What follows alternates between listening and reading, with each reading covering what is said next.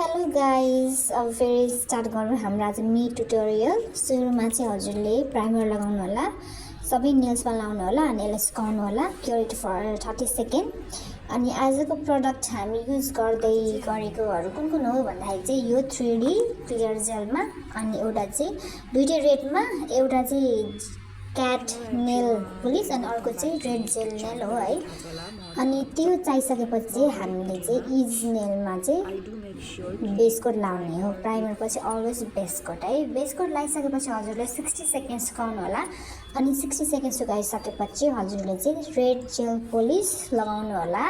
अनि यसलाई पनि बिस्तारै मजाले लगाएर चाहिँ हजुरले क्योर इट फर 60 सेकेन्ड है।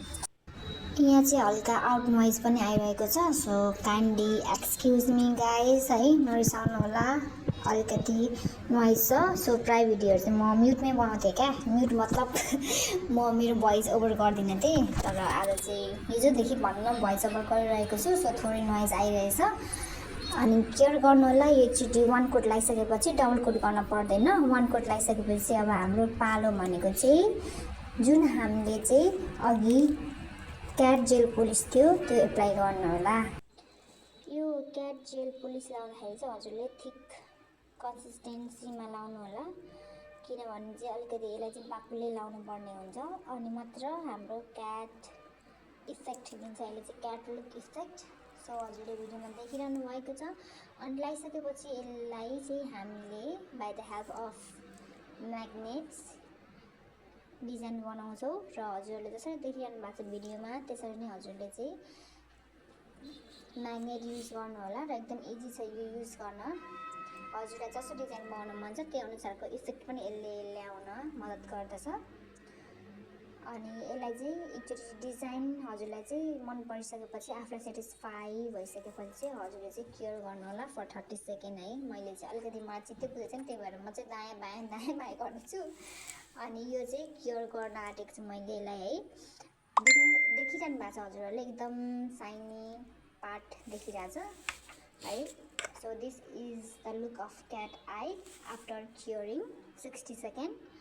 अनि त्यसपछि क्योर गरिसकेपछि चाहिँ अब पालो आयो हाम्रो क्लियर 3D जेलको है। हजुरलाई मैले अघि देखाएको थिएँ नि, त्यो सुरुमा मैले तपाईँलाई प्रडक्ट देखाएको थिएँ एउटा 3D जेल क्लियर हो, त्यही युज गर्न गइरहेको छु। र यो चाहिँ तपाईँको सबै नेलमा मैले एप्लाई गरिसकेँ। सेम जुन मैले स्टेपहरू गरेँ त्यही नै गरेको थिएँ by the help of CAT magnet है।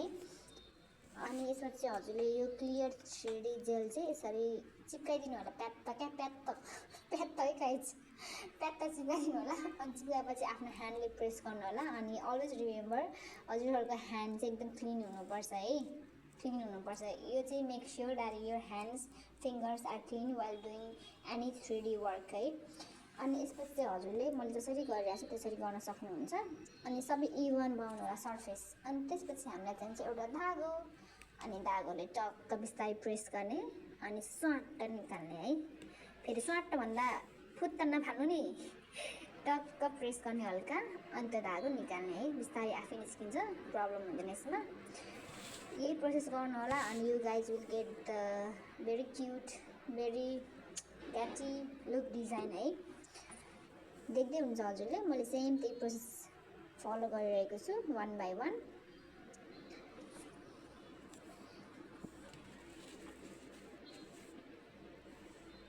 अनि फेरि अर्कोपट्टि पनि, तर अपोजिट साइड त्यही वेमा प्रेस गर्नु होला। अनि you will get a beautiful effect at the end of time. अनि देख्न सक्नुहुन्छ, सी गाइड सी कस्तो राम्रो आइरहेछ कि। मलाई त एकदम मन परेको यो डिजाइन पर्सनल्ली है। यो चाहिँ मैले प्रेसन नेल्स बनाइरहेको छु। If you guys are interested, if you like, then don't forget to subscribe. See you next time.